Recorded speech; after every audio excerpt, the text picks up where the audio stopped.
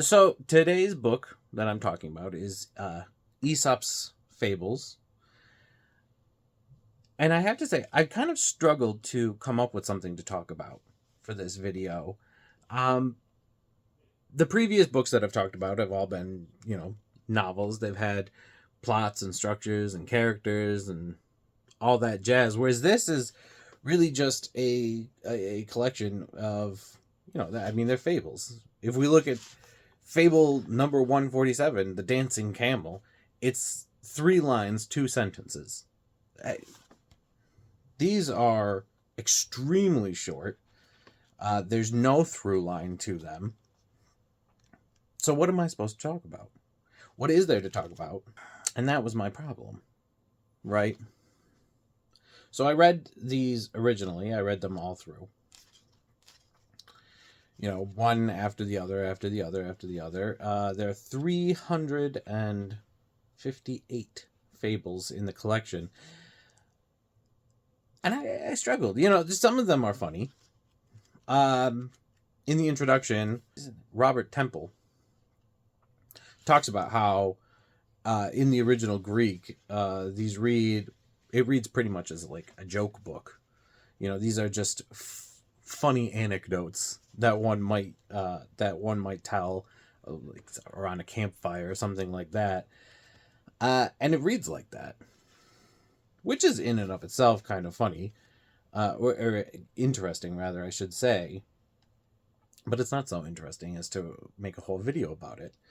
And I don't have a lot of pride, although I do have some, and I do want to have.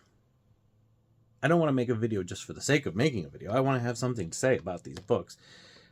So I ended up just kind of opening them at random and seeing if I could glean anything off of the individual stories.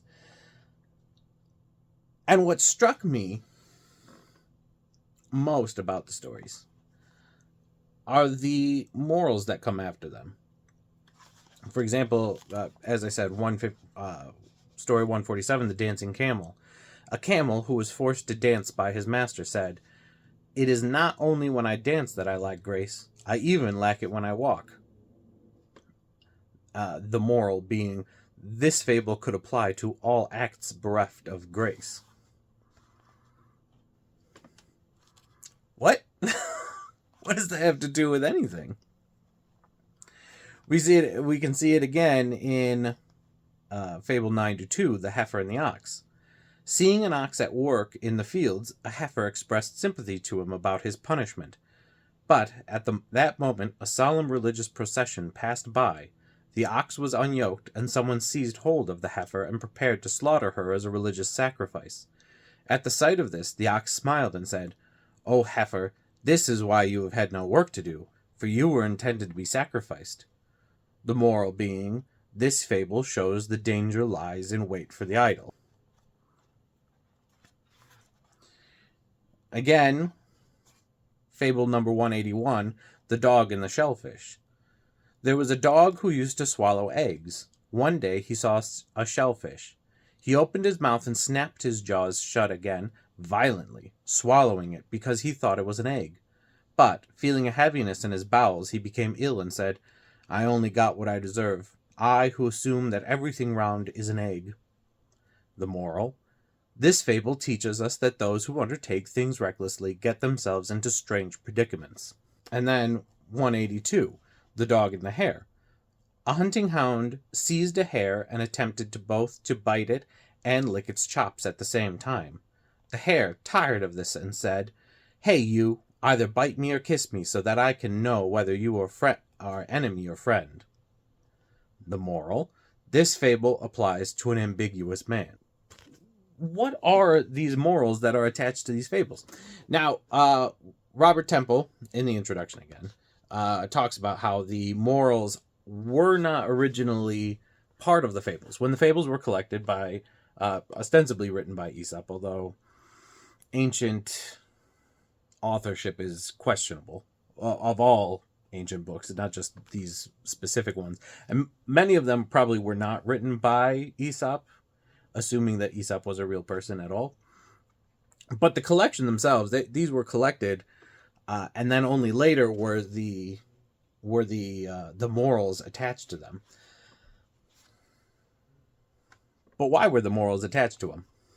And that's a great question, especially since, as we can see, some of the morals are of questionable utility.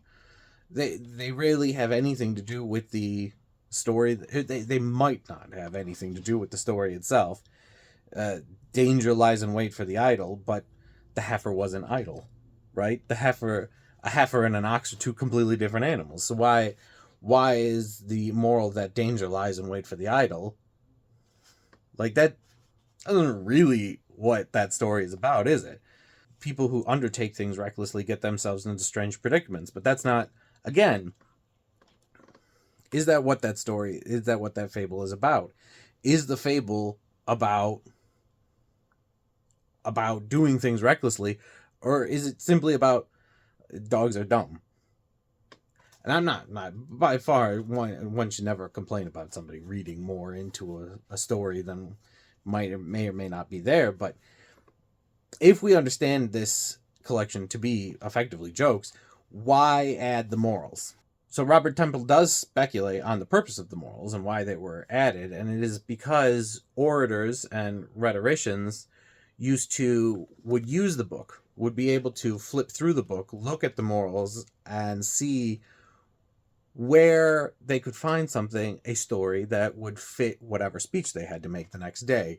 And the morals would allow them to easily flip through the book and find, and so that they could find the stories that they could then add to their speeches to make them nicer. Which is a very interesting thing. So if you consider it, that these are not stories to be told, as I said earlier, around a campfire. These are not stories to be told at a bedside. These are really stories that were used to add a rhetorical flair. They were political stories. Stories used to allow demagogues and politicians to sway people to their line of thinking, which is a fascinating art. And it's something we still to this day see. I mean, how often do we see politicians use stories? You know, if you watch the American State of the Union address, how often do the president and the first lady, they bring people in so that they can then point to individual people and say, this is why we need the change, right? It's the same thing. These are the guests that a politician would bring to their speeches. These are what they would do. Where else have we seen people use these kind of moral statements and fables?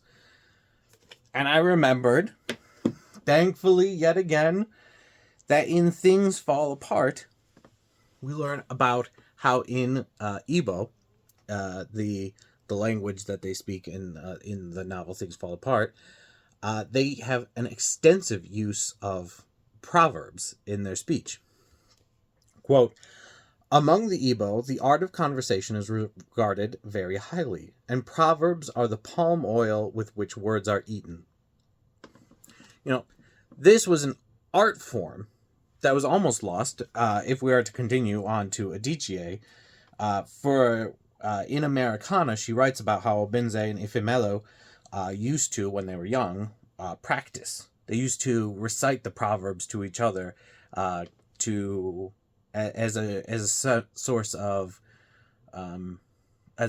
pride in their heritage.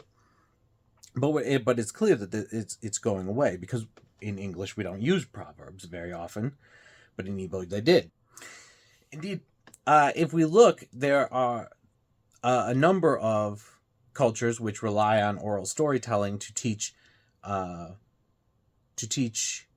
morals and good behavior, often use proverbs and fables as their examples, and it's to these that people will turn to, and they will reference them continuously. But we don't do that as much in English. However, there is one set of proverbs and fables that most people or most English-speaking people will be familiar with, which are those of the parables that Jesus speaks in the gospel. But we can see now that in many different cultures, the morals that were attached, the proverbs that were attached to these fables, the lessons that were attached to them, are actually very important because it is a way in which wisdom and good behavior and thoughts are able to be passed down from one generation to another in a time when literacy rates are lower, or if there was no writing at all, which was very common in certain cultures. It was certainly common in ancient Greece, because though we have a lot of writing from ancient Greece, the vast majority of the people were not literate themselves and would rely on these kinds of fables to teach children, but also to teach people in general, to sway people to good thoughts. And so maybe, despite how dumb some of the morals are, but maybe we should give a little bit of leeway to them. Anyway, there's not much to be said about Aesop's fables other than that they are fascinating, they are interesting. I can't. I'm happy I read them, and I will probably continue just opening up the book randomly and just reading some of them because they are interesting, and I think maybe the Igbo have it right. Maybe we should add more fables and proverbs to the way we talk. Maybe that would help people out, or at least, as it is, it would act as the palm wine of conversation. Just add a little spice, a little bit of interesting stuff to conversations. And maybe it would be best if we did that. The next video is going to be Little Women by Louisa May Alcott. Back to traditional narratives, which is something I feel much more comfortable in. But thank you for watching this shorter episode of Bookshelf A to Z. Well,